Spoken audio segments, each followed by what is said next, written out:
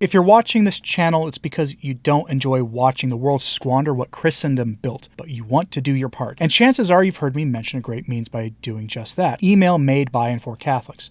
Check out fidei.email. That's FIDEI.email.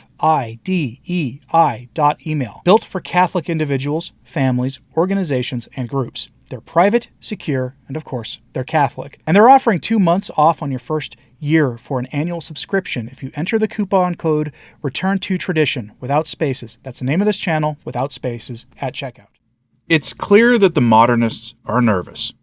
We've passed an inauspicious anniversary, with barely a comment from the media and the establishment.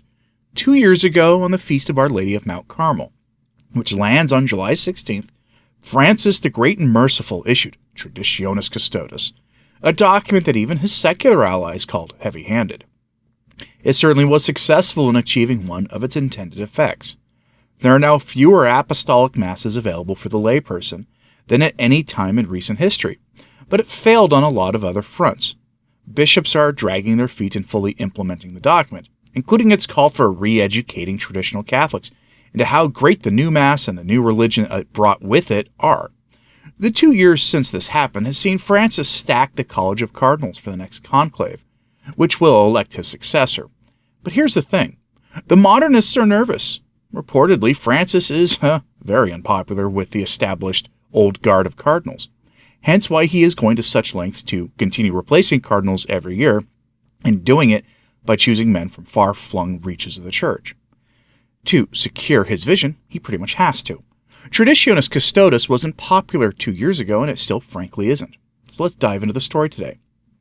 But first, I wanted to give a big thanks to the patrons and channel members who help keep the lights on here at Return to Tradition HQ. If you like the content like this, consider chipping in $1 or $2 a month through one of the options below in the description box, and you'll get the occasional extra content from me, like what my patrons got this past few days ago, along with early access to the videos for the back half of the week.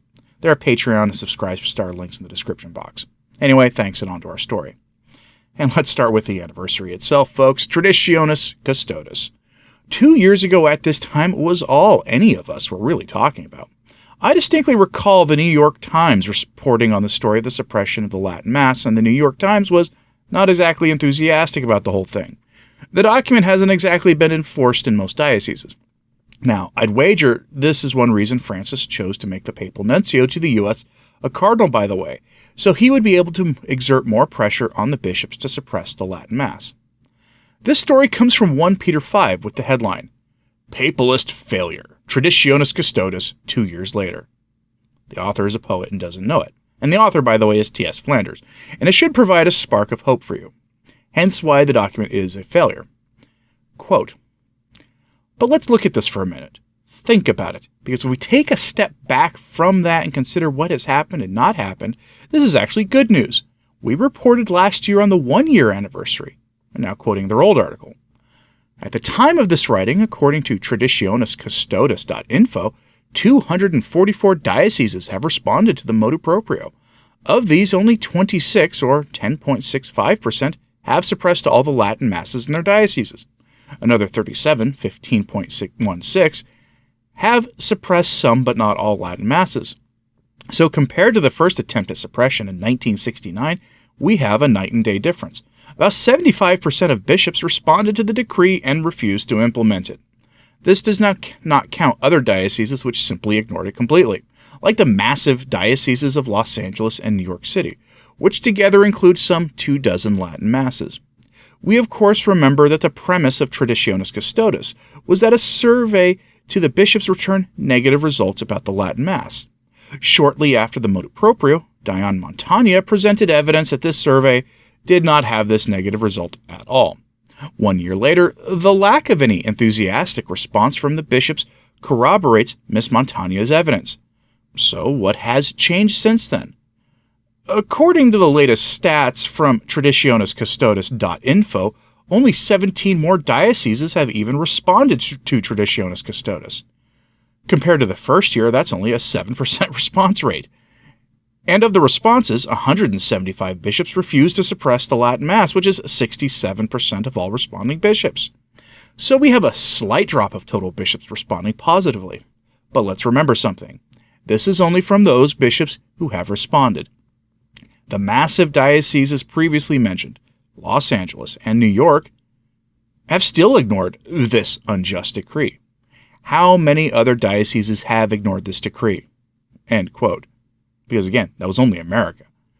Now the article goes on to basically declare that this marks the end of what they like to call the hyper-uber-ultra-Montanist regime in Rome. That's basically the view that Francis is an oracle, he's practically God himself. Now, we'll see about all that, though. I fully expect a Francis II or Paul VII to follow Francis, since the numbers don't lie, and frankly, the elephant in the room is the role of the secular governments in all this, their NGOs, the media, and the pressure that they'll all exert on the conclave that elects the next Roman pontiff. Those institutions put a whole lot of pressure on the Second Vatican Council, to the point where historians dubbed it the Media Council, for crying out loud. Now, don't expect anything different this time, though. And before we move on to the nervousness of the modernists, I want to point something out. I have expected a follow-up to Traditionis custodes since the initial document was released, and no, I am not counting the responses ad dubia that Cardinal Roche in December of 2021 released as a follow-up. At some point, Francis or a Francis II will issue a follow-up. They'll try to force compliance on this issue, and whoever that is will have a lot of power to enforce his will. Ask the bishops they've already removed for not complying with Francis's will on other issues about that. But that exercise of power has come at a cost. A lot of the cardinals simply don't really seem to like Francis, and so Francis is having to respond by filling the College of Cardinals with a whole bunch of, frankly, outsiders to ecclesial power. Headline from America Magazine. Pope Francis now has the cardinals he needs for the next conclave. It may not be enough to secure his legacy. Now that article is by Father Thomas Rees, S.J., and he's worried about the next conclave the same way that most of us are worried about it. That conclave could come in 2024, though I suspect Francis will hang on for a few more years yet. But the legacy of Francis is what they're worried about. Francis's legacy is to be the great reformer.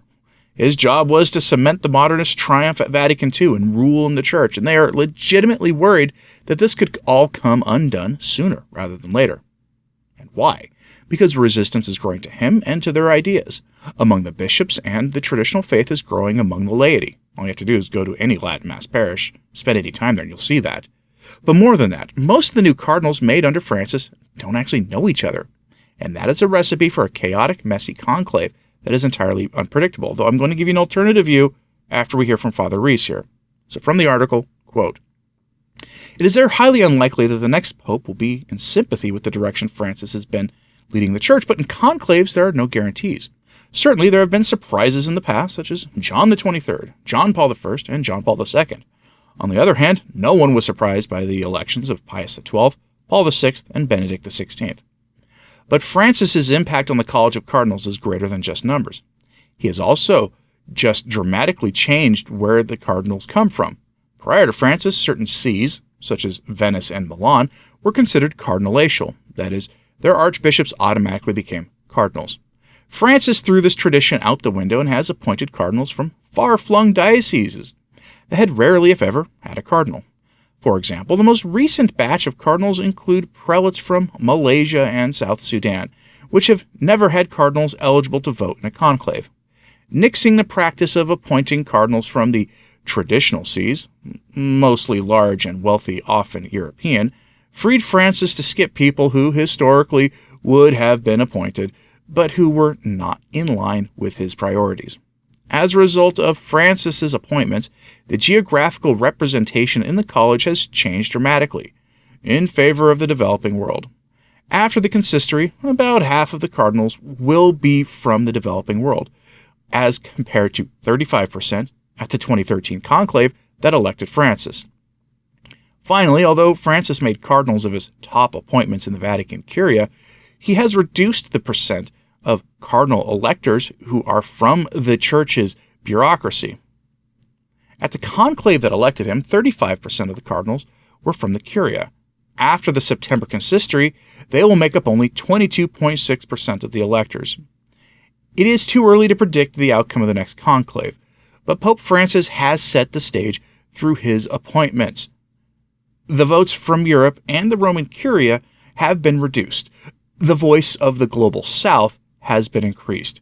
The conclave will be made up primarily of pastors who, like Francis, remember the poor.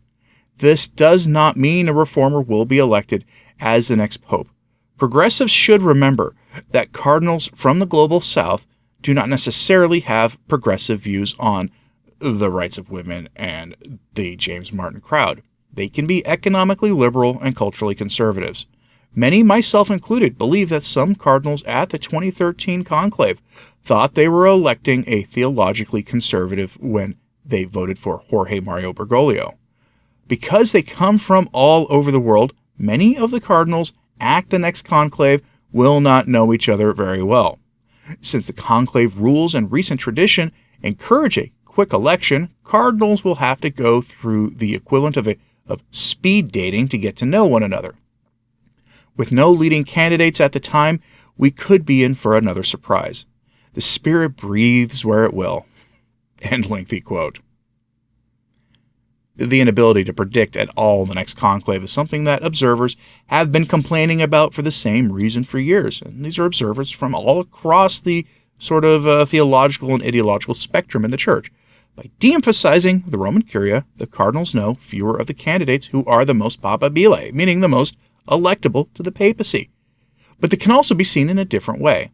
The members of the Roman Curia, Cardinal Graish, Cardinal Hollerich, Cardinal Tobin, Cardinal Parolin, and a few others, are the most well-known to those bishops from the developing world.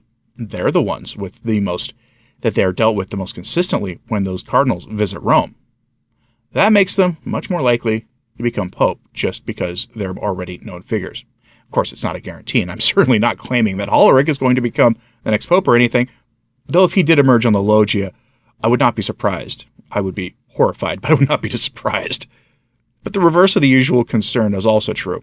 The fewer candidates the new cardinals actually know, the more likely they are to trust, or overtly distrust, the ones they work with the most in Rome.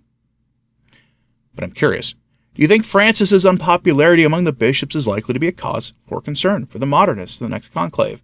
Assuming there is one in the next year or two, or do you think other events will influence the conclave, like geopolitical events, the rise of some otherwise unknown cardinal in the College of Cardinals? Let me know what you think in the comments, please, and like and subscribe if you haven't, it does help. So to sharing this on social media, that helps a lot too. Again, thanks to the patrons for your support of the channel, greatly appreciated. As always, pray for the church. I'm Anthony Stine. Ave Maria.